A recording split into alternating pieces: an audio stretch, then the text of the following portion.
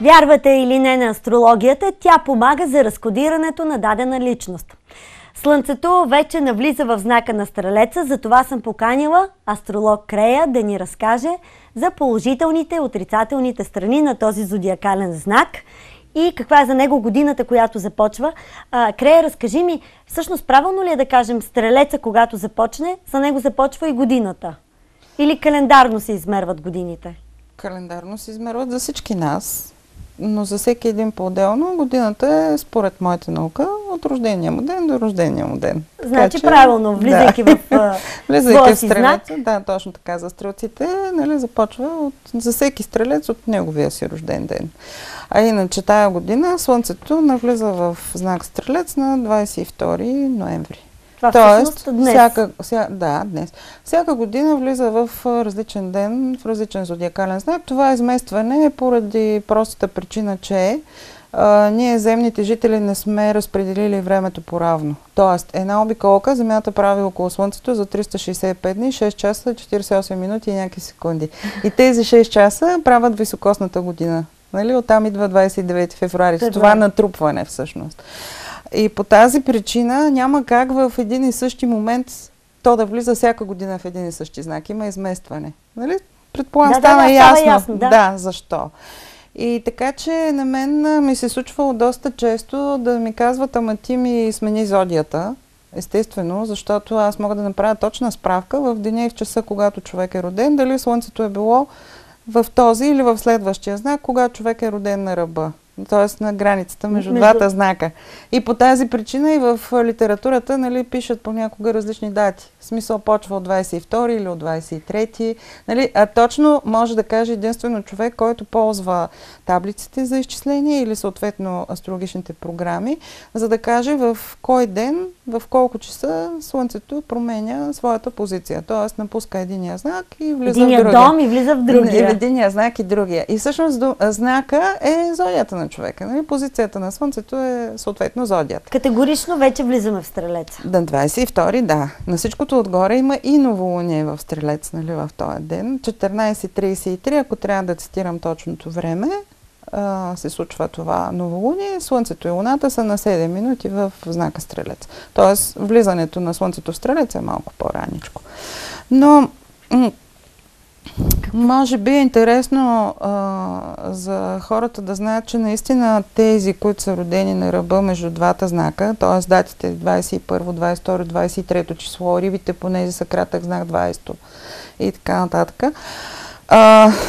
Наистина, ако трябва със сигурност да знаят кой каква зодия е, просто трябва да се обърнат към професионалист, който да го изчисли и да им каже. Точно. Да, защото пак, нали, повтарям, аз съм сменяла много пъти зодии на хора. Да, или как аз до сега съм живяла с мисълта, че съм примерно водолей, пък ти ме изкара риби. Ти си риби. Значи това е относително. Ако питаме Чичко Айнщайн, всичко е относително. Или, нали, тя е родена в зодия Стрелеца, според мъжа е зодия вампир, нали? Там на границата някъде. Чакай, аз се обърках, защото аз взех да рисувам Стрелец, в крайна сметка се оказва да не съм рисувал нещо друго. Ти тук в женска компания внимавай какво рисуваш. Не знам какъв Стрелец рисуваш, но символа на Стрелеца е Кентавър Ахирон, нали? Защото говорим за древногръцка митология в случая.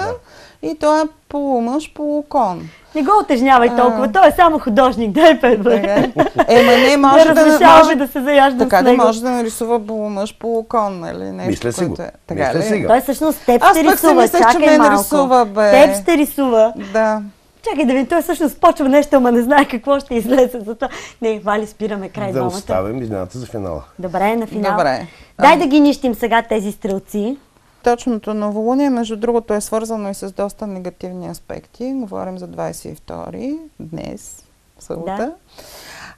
Така че нашето настроение е прекрасно, нали, тук в студиото, но аз съм сигурна, че навън ще има хора, за които така ще има малко по-невротично, по-някакси некомфортно, защото когато аспектите са негативни, те влияят по някакъв начин върху нас не особено благоприятно. Нали, хармоничните аспекти ни дават предразположение, дават ни добро настроение, хубави моменти и така нататък, докато негативните влияят малко по-зле, но така е, живота има и хубави и лоши неща. Кои са повече, положителните или отрицателните страни на Стрелеца?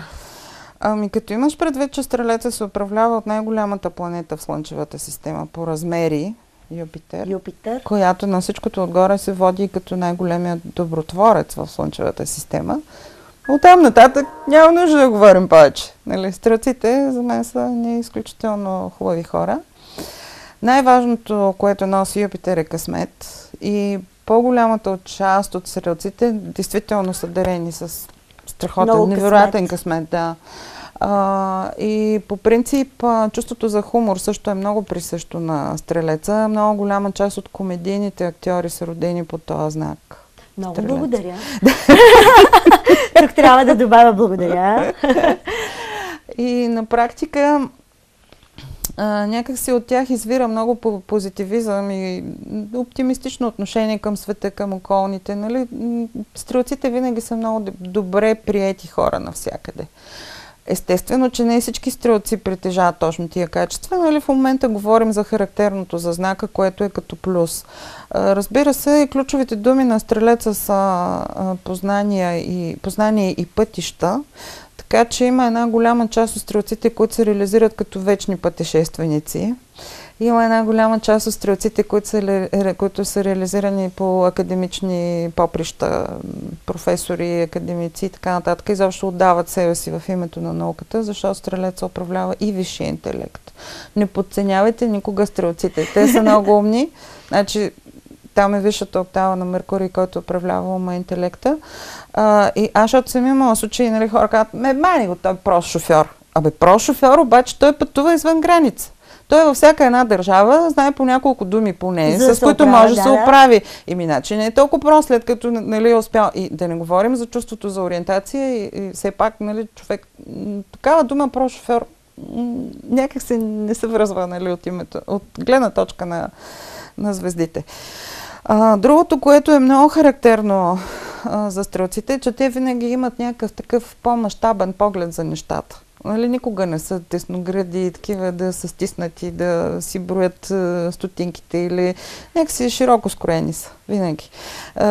Има и такива, които страдат от клаустрофобия, защото, нали, Стрелеца изисква простор, широта, нали, експанзия. Просто най-голямата планета е, няма как да не иска простор. Нали? Много трябва да е, всичко за Стрелеца да е много, да има приливи. По същата причина, ако да речем Стрелец се занимава с някакъв бизнес, този бизнес трябва да е трансграничен. Нали? Трябва да има простор, трябва да има широта. Много голяма част от стрелците стъпват на почти всички континенти на нашата планета. Просто ги привличат такива места, които са екзотични, далечни дестинации и така нататък. Така че аз нямам лошо отношение към стрелците по принцип, като негативни техни качества, може би... Да, трябва да споменем сега и за отрицателните страни. Нали, като изговорихме толкова много хубави неща, дай сега малко кал под ногтите. Едно-две само. Малко кал под ногтите да извадим. Понякога стрелците могат да бъдат безотговорни, в смисъл чувството за отговорност малко така им бяга. Понякога могат да бъдат отгоре над нещата. В смисъл, не... малко така, дай аз да си върта синджира, а пък другите, нали, те да свършат работата. Така че по-скоро от към негатив това бих могла да посоча. Има такива стрелци, на които не може да се разчита определено, поради чувството за безотговорност, което е една от изключително слабите страни на Стрелеца. Разбира се, не е задължително всички стрелци да бъдат безотговорни, нали? Да, това вече по принцип аз дори имам навика, когато говоря, да не казвам Стрелец, а да ползвам по-скоро Юпитеров тип, защото Юпитер управлява Стрелеца и влиянието на планетите, когато е силно, тогава човека повече притежава, нали, от качествата, които в момента изброяваме. Така че по-правилно е според мен да се каже Юпитеров тип. Как може да разпознаем тези типове хора? Значи, ако да речем момче или мъж, който така напредва с възрастта, много често Юпитеровите мъже получават така наречените министерски ъгълчета първо, нали? Сещаш? И това е с тенденция към оплешивяване напред във времето. Но пък като казвам, че Юпитер управлява късмета и преуспяването, т.е. като съвет, нали, към младите дами, мога да дам, ако видите такова момче, да знаете, нали, то ще успее. Там е перспективата. Да, това ще успее. Другото, което дава стрелеца понякога е така предразположение към излишни килограми, защото, нали, говорим за мащабни неща. Има стрелци, които правят така, нали, настрани се разширяват. Има и други, които на високо пък много растат. Но това, нали, са други като типични белези за стрелеца. Но общото е, че винаги са добронамерени, ако са типични, и чувството за хумор им е запазената марка. Да. Можем ли да правим разлика между мъже и жени? Естествено, да. Трябва, ясно. Да, дори като цяло аз много пъти и винаги казвам, и от това студио съм казала, че по правило символ на жената е луната. Така че ако жената е родена под знака на стрелеца, не е задължително да е типичен стрелец. По-скоро луната говори за нея. Тоест, ако имаме жена, трябва да търсим тя да е с хороскоп, в който, независимо какъв е слънчевия знак, луната е в стрелец. И тези жени като цяло са, как да кажа, добронамерени са, да, окей, но по принцип, понеже стрелците са и добри професионалисти като цяло. Работохолици мисля също. Професионалисти, работохолизма е по-скоро в девата, но по принцип стрелеца е добър професионалист. И много рядко може да срещнеш, нали, стрелец, който е лош професионалист, независимо с какво се занимава. И на практика, когато жената има такова влияние, тя си има някакъв стремеж към професията, което ако прекалено много отиде в тая посока, естествено рефлектира в проблеми, свързани с семейството. Много често стрелеца иска да е навън, сред природата, да се забавлява и така нататък. Пък една жена, ако непрекъснато е навън, кой да й свърши работата вкъщи, нали, с гледането на децата и домакинската и така нататък. Има някои автори, които казват, че съжителството с такъв тип жена е твърде изтощително за останалите, нали, за околните. Защото тя е винаги, нали, където има купон, ги е навън. Стракане с пръсти. А пък всъщност, нали, вкъщи е така. Но аз пък познавам и такива, нали, жени, които общо взето се стараят да покриват едното и другото и се справят. Нали, то си е до Мъже-стрелец? Мъжете стрелци, там ако някой ни гледа от дамите женена за стрелец, в никакъв случай не очаква от него да не очаква от него той да бъде домошар. Не, че няма стрелци, които са добри готвачи или пък...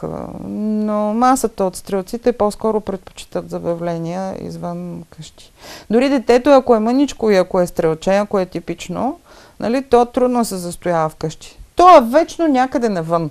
Не могат да го приберат вечер, не знаят къде е, защото, нали, то търси си някакви забавления. Това ще да те питам да споменем все пак и за децата стрелци, малко да кажем. Да, ако децата ви са стрелци хора и ако не се задържат твърде много вкъщи, това приемайте не е го спокойно, да, търсете разнообразието. Да. Не, по-скоро има такива дечица, които от мънички, нали, то си личи, че си е такъв тип, нали, къщно пиленце.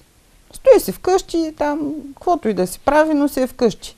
Много не иска да излиза с приятели навън, нали, като порасне и така, някакси по-му харесва вкъщи. Но стрелчетата ги тегли непознатото навън.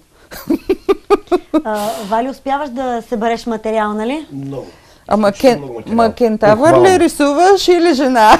Да питам аз. Знаеш, аз не го знам. Между другото, кентавър Ахирон, оттам идва и мъдростта на стрелеца, защото самия кентавър Ахирон е бил изключително мъдро същество според древногръцката митология. Значи той е умел да вниква в... Знаел е да чете бъдещето. Нали, стрелеца се свързва и с това, и с прозрението в бъдещето.